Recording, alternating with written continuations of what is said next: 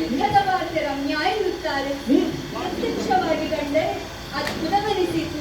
ಹೊತ್ತು ಸಂಸಾರಿಯಾದ ನೀವು ಪತ್ನಿಯ ಇಚ್ಛೆಯನ್ನು ಪೂರೈಸುತ್ತೀರಿ ಎಂದು ದೃಢವಾಗಿ ನಂಬಿದ್ದೇನೆ.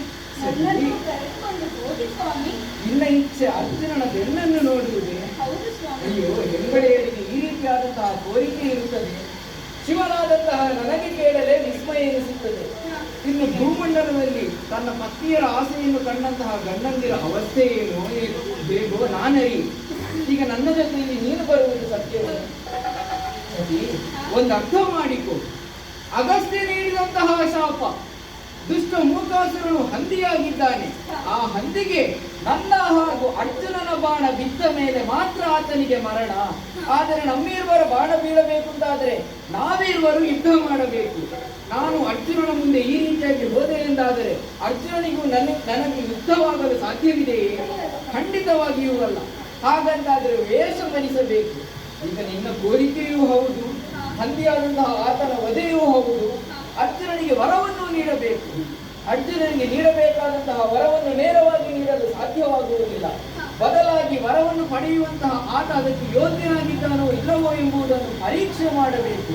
ಈಗ ಮೂರೂ ಪರಿಸ್ಥಿತಿಗೂ ಒಂದೇ ವೇದಿಕೆಯನ್ನು ಕಲ್ಪಿಸಬೇಕು. ವೇಷ ಇದಲ್ಲ, ವೇಷ ಬದಲಾಗಬೇಕು.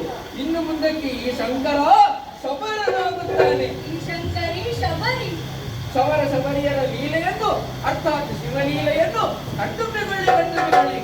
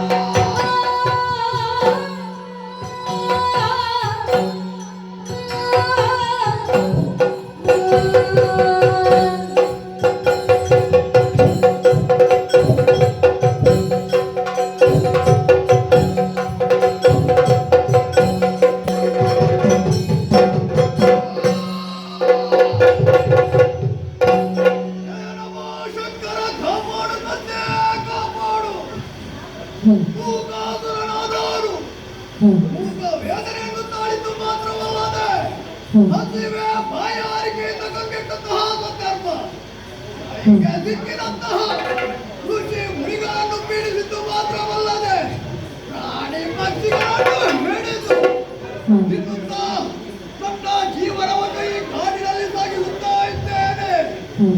ಆದರೆ ನನ್ನ ಈ ಪರಿಸ್ಥಿತಿಗೆ ಕಾರಣವೇನು ಗೊತ್ತೇ?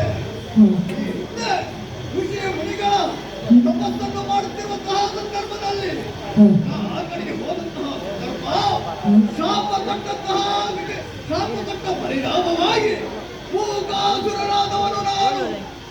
ಆದರೆ ಇದಕ್ಕೆ ಪರಿಹಾರ ಏನು ಎಂಬುದಾಗಿ ಮುನಿಗಳಲ್ಲಿ ಕೇಳಿದಂತಹ ಸಂದರ್ಭ ಅವರಾಡಿದಂತಹ ಮಾತು ಹೇಗೆ?